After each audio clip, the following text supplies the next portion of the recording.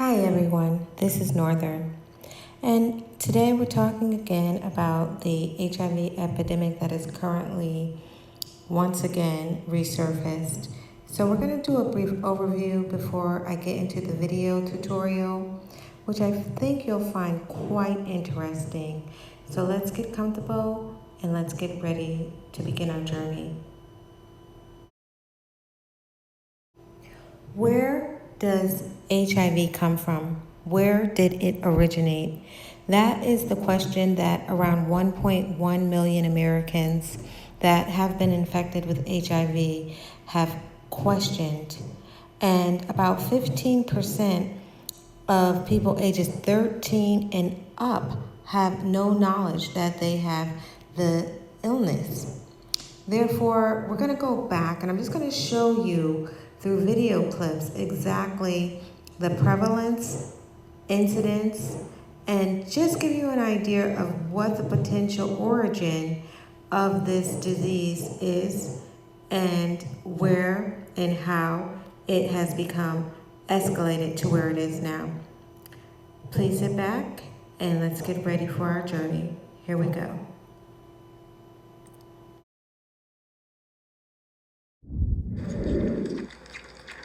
He is hungry. And he's looking at me while he's eating.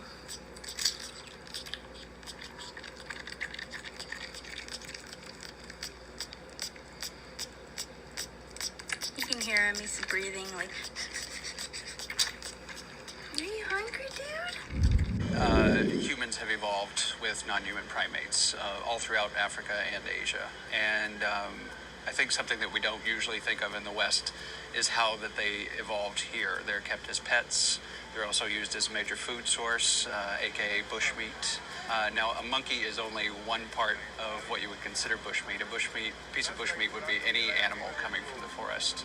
Again, most people don't kind of recognize the need for bushmeat. So when you imagine living in the deep forest of Central Africa and or Asia, it's very difficult to raise domestic animals, yet human beings by their nature need protein sources. So bushmeat in many parts of the world still is a necessary part of the diet. There are certain types of bushmeat which we know are more dangerous than others. And those particularly are birds, non-human primates, including the chimpanzees, gorillas, monkeys. Bats, we're learning, are of great concern. But despite the danger, how does one of Liberia's top scientists feel about bushmeat? I will be very dishonest if I tell you no, I eat bushmeat. The antelopes, they kill them, they dry them, and the meat comes to market. That's what I like most, yeah. But I don't like monkey meat. It turns out the very facility we were standing at has a rich history of pandemic disease. A chimpanzee testing facility in the 80s and 90s, it was here that a doctor named Preston Marks discovered HIV-2 in a local pet monkey in a nearby village.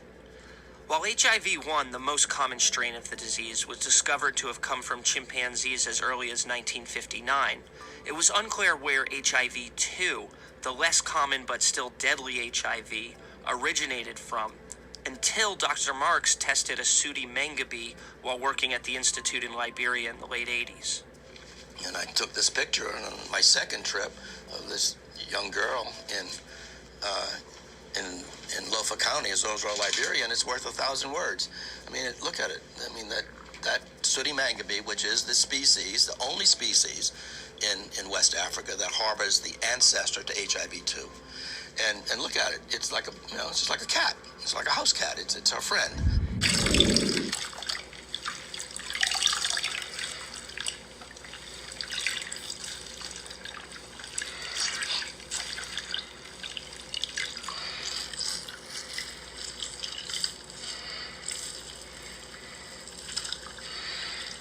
Wow, good job. Good boy, Curdy.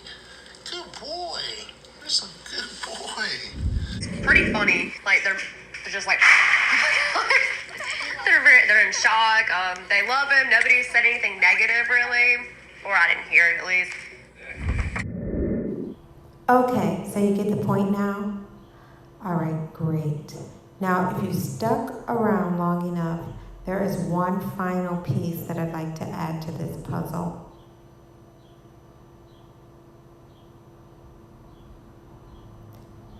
Origin. We want to discuss and show you properly and thoroughly what the origin of HIV is. And I think you'd be greatly wise to pay very close attention.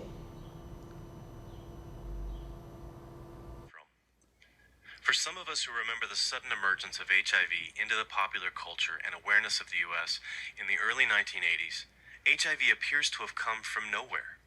Rumors swirled about where it came from, how it came to infect people from all walks of life around the world. It's only now, after over 25 years of research and discovery, that we can finally start to say with some confidence where HIV came from.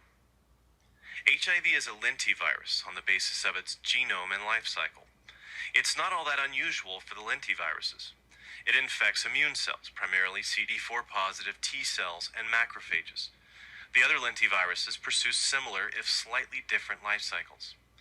There are lentiviruses that infect cats, goats, horses, sheep, cows, and monkeys.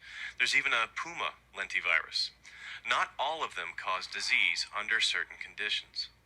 For example, the simian immunodeficiency virus strain that infects African green monkeys doesn't usually cause much disease to its host. The rhesus macaque also has a strain of SIV that causes little or no disease. However, if you take a rhesus macaque, a monkey from Asia, and infect it with the SIV from the African monkey, or if you infect the African monkey with the Asian virus, the result is called simian AIDS, and it parallels what we see in humans. This observation led scientists to suspect that HIV has not been a human virus for very long. If it was a virus with a lot of history with humans, it's unlikely that it would still be so pathogenic. Where could HIV have come from? We sequenced the genome of thousands of strains of HIV, and while there was an incredible diversity of sequences at certain locations, they all had a strong homology to various SIV strains. We usually break up the strains of HIV into two main groups, the HIV-1 and HIV-2 species. The closest relative, according to sequence variations, for the HIV-1 strain was the SIV that infects chimpanzees. The closest relative of HIV-2, a viral species largely found in Africa, appears to be the SIV found in sooty mangabes. Africa possesses far more of the subgroupings of HIV than any other continent. Europe and North America are dominated by a very narrow range of viral types, the Group M subtype B. This is suggestive but not confirmatory of an African origin for the parent strains. We know that SIV and HIV are both spread in the same ways, sex and blood transfers. Blood-to-blood exposures, however, are 900 times more likely to result in infection than sex contact. It's therefore likely that the transmission from primate to human, called a zoonotic event, was the result of hunters trapping, butchering, and eating chimps. The practice of hunting primates for what is called bushmeat is well documented in tribal groups in certain areas. So we have a strong suggestion of where to look: African monkeys. In fact, evidence of viral evolution suggested a certain region of western equatorial Africa. It was here that a colony of chimpanzees were found with a close relative of the ancestral strain of HIV. Based on mutation and divergence rates, we can place at least one transfer of virus from chimp to human at or around 1931 in the country now known as the Democratic Republic of Congo. There you have it. So if you've stuck around this long, I applaud you. I applaud you for making a huge investment in your health and knowledge intake. Likewise, please subscribe and share. Finally, we'd like to thank YouTube for allowing us to be able to express oracles of truth, backed with integrity, purpose, and on your end, total comprehension. Enjoy, share, and have a great day.